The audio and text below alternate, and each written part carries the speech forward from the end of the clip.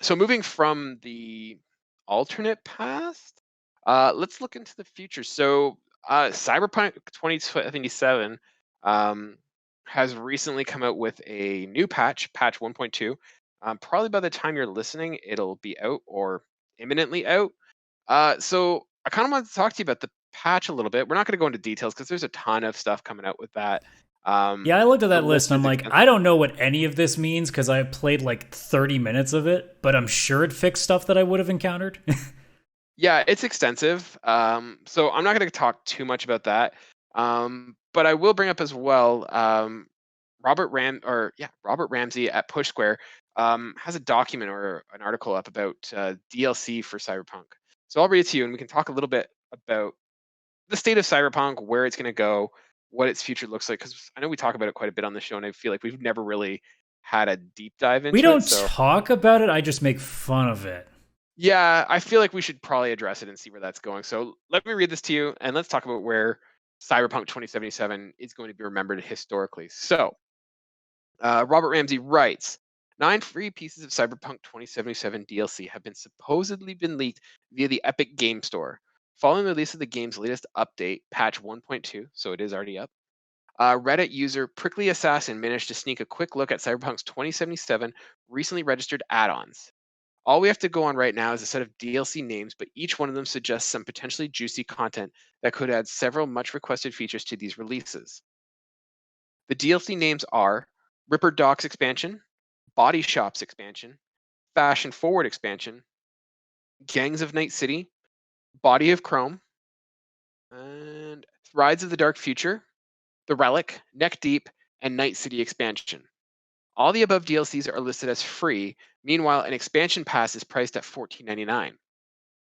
We assume that this will include premium story-based expansions, the same as we got for the Witcher 3 Wild Hunt.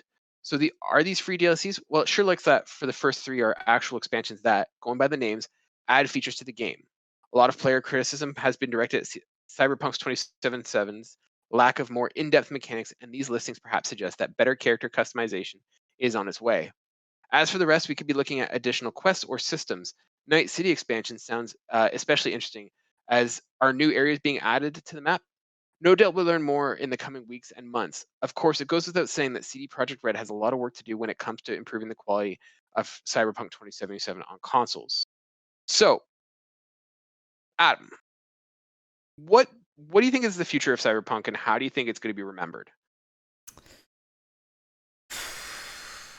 The future of Cyberpunk is going to be determined on its upgrade for consoles. Because, I mean, PC gamers are getting what they're getting because if you have a hardware strong enough to run it, it doesn't really matter. It's really going to come down to what happens by the time that the upgrade is up, and that's supposedly at probably end of this year, so there's still a lot of time between that. I've seen from a lot of people that have at least played the game and finished it that it's fine. I mean, I'll obviously be the judge of when I get the chance to play it, so I'm not going to really take most people's word about it, no matter like how reliable they might be. It really just comes down to the fact is it showed that there is no such thing as a company that you can trust every single time they release something, because they were honestly the last ones left. You know, a lot of people used to say the same thing about Square, then they started making really bad games. Same went for BioWare, and we obviously know what happened with that. And CD Projekt Red was a big one too. I'm sure there's other companies out there that people were like, well, you know, they haven't done anything for a while, but inevitably it always comes down. You're never going to make a perfect game enough times in a row. Something has to go, and greed always outweighs everything else. So eventually, you're going to push something out earlier than you should, just in the conquest of getting more money faster. So, no matter how good the game is at this point, I don't think it matters anymore because the damage has been done. The game will forever be known as one of the ultimate, I guess, disappointments, lies, like bait and switches, like just games that everybody expected the roof, or not the roof, expected everything out of and got almost nothing from it the first time it launched. Like, especially for PS4 and Xbox One users, like you got a product that just quite frankly wouldn't have been good enough for alpha. So it's a case where even if the game, like by the time this is all said and done, when everything has been patched and it runs smoothly on every device, all the DLC has come out, whether free or not, I hope that most of it's free, especially all the cosmetic stuff, because the cosmetic options when I did play the little bit of the game that I did was very limited for a game that's supposed to be all about doing everything you want. So when all that's said and done, it still won't matter if it's a 10 out of 10 game because it will still be looked at as the game that started as a 4. In the same that No Man's Sky, a lot of people will tell you how amazing it is now, but most people never played it because all they remembered is the trash dumpster fire it was when it launched. Yeah, I'm somewhat in agreement with you. I think CD Projekt Red, and not to their own doing, was just set up to fail with this. The Witcher 3 Wild Hunt was amazing, and it's a great game. I'm not taking that away. But I feel like one of the key things about that game that made it awesome was the writing and the quest system. And from what I understand, the Cyberpunk 2077 does not meet that level. So I don't think it'll ever live up to the hype and to the acclaim that Wild Hunt has. That being said, I think people also gave CD Projekt Red a little bit too much credit. The Wild Hunt, for all its greatness, was still a bit of a clunky game, especially when it first started. When it first got released, it was a bit of a mess. Not in the sense of it being broken, but mechanically there was a lot of weird choices, and those improved every time that game got updated. And it's a huge improvement from what it was now. Like now it's an impressive game, but even still, when you go and play it now, it's still a little clunky and it's not 100% smooth. So I think people give CD Projekt Red a little bit too much credit. Like The Witcher 1 and Witcher 2 were great games, but they never were acclaimed hits. Like they were very niche. And so they had one big game that everyone bought into, and then everyone's like, oh man, CD Projekt Red is the next big AAA game. And I think they kind of got a little bit too big for themselves. Well, sure, but that's a reality of the industry. Like overhype is something that the industry has been doing for forever. It's just part of the gig. So I'm not gonna give them any sympathy for that at that point because every company handles it once you get to a certain level. They just finally hit the status that a lot of other companies are at, so people expect a lot more out of them now than when they did when Witcher 2 and Witcher 3 were coming out. You know, now that they've shown that they're the high quality, they became what BioWare did, where BioWare was pumping out amazing games left and right, and people expected 9 to 10 out of 10s constantly, and when the first one didn't happen, or actually not even when the first one didn't happen, I still think Mass Effect 3 is a fantastic game, it just has a shit ending. But like as soon as that happened, now people were like, okay guys, put up or shut up, and then Andromeda came, and everybody was like, nope, screw you. You guys don't exist to us anymore. That's the gig. As soon as you become a masterpiece developer, and the same's going to go for all the Sony developers, like if Naughty Dog ever puts out a really bad game at launch, they're going to get the same treatment because it's the same way. Once you start having a pedigree, people expect the pedigree consistently, and the second there isn't one, we know the internet is just the most passionate place, but also they're always known for being so level-headed and reasonable and not overreacting to anything that doesn't go the way that they expect it to. So unless we can change the culture of the community, if you are going to make a series of games that are really good, I know I'm not blasting them for making amazing games like The Witcher 3, but as soon as you do that, now you're playing with the fire of an audience that expects Witcher 3 every single time you pump something out. So I understand what you're saying. I'm also going, that's the gig, so unfortunately that's what they're going to have to sit in for a while until they can bounce back. But what I'm saying, like one of the things I'm saying though, is that with like Witcher 3, everyone heralds Witcher 3 as a great game, but no one talks about Witcher 2 or Witcher 1 as being, oh my god, this amazing, great experience. They had one fantastic game in an otherwise, A tier, double A kind of studio, and they made an amazing AAA game. And now everyone's like, well, why is the next game not an amazing AAA game? And yes, they advertised it that way, but at the same time, I think our expectations just got a little carried away because they made one fantastic game and two games that were good, but they weren't classics or hits. Like no one talks about those other two. Like I said, though, that's the gig. As soon as you make a 10 out of 10, people think you're only capable of making 10 out of 10s again. So everything else is a disappointment. Yeah. As soon as I don't know what the next let's just assume that some next fledgling studio comes out, makes a game of the year, like the Hades guys. Like, as soon as those guys make one really bad game now on PC, like, it's going to get noticed.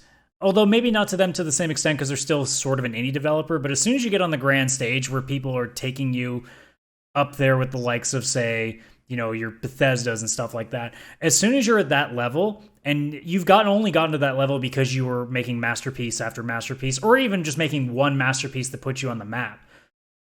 That's how the fandoms are. As much, I'm not saying it because I'm supporting it. I'm saying it just in a reality check because I hate it too. I think gaming fandom in general is extremely toxic and extremely dangerous in the way that we put way too much emotional stock into something that, quite honestly, is never going to give back everything that we expect it to every single time we're looking for that dopamine hit. So, in terms of the future and the legacy of Cyberpunk 2077, I think you're right. I think it has to do with what this PS5 and Xbox launch looks like. Xbox PS5 and Xbox Series isn't X it complicated? launch. So unnecessarily complicated. I think that's going to be like if it comes out and it is running crisp, it's running smooth, the DLC is there, it's basically the game that we promised. I think they're going to be able to salvage their reputation. I think people will kind of realize, like, I think the expectation that this game was going to run as well on a PC as it would on a PS4 base model is a little ridiculous. And even lower, like the Xbox One was not as powerful as the PS4 to begin with. And to have the expectations that it would run seamlessly or without notice between the two. And granted, I know that the concern is that it's unplayable on those systems. But I think if it comes out and it does incredibly well in the next gen systems, people are going to be like, yeah, no, it was meant to be a next gen console game and it should have been, here's the problem. So there are a few narratives you can go with it, like like you said, like people will just say, "Oh, well, I guess they shouldn't have made it for PS4." Okay, fine, you can have that narrative, but the narrative then also becomes, okay, but the next game they make is going to be specifically for the next gen consoles. What happens if that one is in the same state? So the real narrative that's going to come out now is, let's assume they've salvaged it and everything is actually amazing when this is all said and done. Now it becomes, okay, you fooled us once. So the next time you make a game, and especially if it's just for PC and the next gen, well, I guess it's not next gen, the current gen now, but like for PS5 and Series X, if you still push that game out early again, now we're definitely talking, okay, it's no longer a game of, oh, you guys just, you made a mistake. No, you're intentionally doing this now. Now you're just being EA. That would be when the narrative really starts to change for what CDPR is. But as it is, I think if the game is fixed in a much better state and all this DLC on top of it, because most people are probably at this point going to wait for all of it to come out to give it another shot.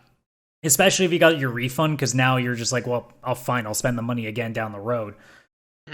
If it ends up being fine, then I think a lot of people, not everybody, but most gamers will give them, okay, fine, just please don't screw this up for us the next time. They'll be a little more careful, I would hope, but I've been telling people not to pre-order for forever, and we all know that doesn't work. I know because I pre-ordered the game, but I knew going in that I was risking that, and I got lucky to get a refund. But the next time around, like if it happens again, like now we become a case of, okay, so they're just like every other company now, so let's stop treating them like they're on a pedestal. That's the risk CDPR runs is that they're on thin ice. They better not try to crash through it now. That's really where it stands. Yeah, I was going to kind of agree with you in that sense. Like, no offense, as a community, gamers have a pretty bad memory. I mean, think about how many times everyone complains about, like, oh man, this Assassin's Creed game doesn't work, or this whatever game doesn't work. And I mean, sports gamers exist. We have all the proof we need. Exactly. So I think it sucks right now, but with CD Projekt Red, the lengths that it takes, like this game is going to have a long tail, like The Witcher 3 will, and it'll get to the point where it's like, oh yeah, Cyberpunk, I've heard about that game. That's the game that is absolutely terrible to play. And they're going to get it for $20, check it out, and be like, hey, this isn't as bad as people said it was. And so I think CD Projekt Red is going to come out of this looking fine. I don't think Cyberpunk is going to be their flagship game. I think The Witcher 3 will remain that. It also depends too with the multiplayer that they wanted to add into it as well. Because if you suddenly salvage a really good single player and then add a multiplayer aspect to it as well that people can actually enjoy, then that tells people, okay, no, these guys are still capable of doing it. They maybe should have budgeted it better and maybe like scheduled everything a little bit better. But I mean, at least we know they can still put out a product when they actually put the work in. So it comes down to like okay, so these guys can still do it when they want to. We just got to hope they don't keep putting stuff out to us like a year before it was supposed to be out. Well, just think of like the controversies that we've had in the past. I mean, it comes to mind like with me, Grand Theft Auto 5. Like, remember that was supposed to have an online functionality that got pushed out so long. It came out. It was absolute. I swear to God, I was the only person in my group of friends that thought that was going to happen. Because I'm like, guys, you understand the scope of what that's going to be? Like, there's no way they'll have that ready in time. No, but what I'm saying is, if you like, it didn't come out, and when it did come out, everyone was kind of like, like it's boring. There wasn't a lot to do, and now people love Grand Theft Auto 5 online. And we're talking about I sort of disagree because I was in with a bunch of people that were playing it. We loved it. It just came down to it's like any other games as a service game or any consistently online game. You're not going to have 2,000 hours of content in the first month that you play it. Like, you're going to have to wait for more stuff. I guess I'm just talking about the fact that people now think of GTA Online as this big success when it started out as... I would hope so. That had 7 years of work put into it. But to be fair, so did, Cyberpunk. So like, well, I mean, like 7 years after it launched to keep working on it, right? Like, sure, Cyberpunk's probably going to look amazing when a few more years of content have been put into it. But that's the same could be said about Avengers, but it still came out like a piece of crap and nobody cared about it. Anthem might have been great 3 years from now, but EA nixed it. It goes both ways. Like, you have to at least make the content that you start with matter. And in Cyberpunk's case, maybe it did matter, but it was so broken that I don't think anybody wanted to see if it mattered.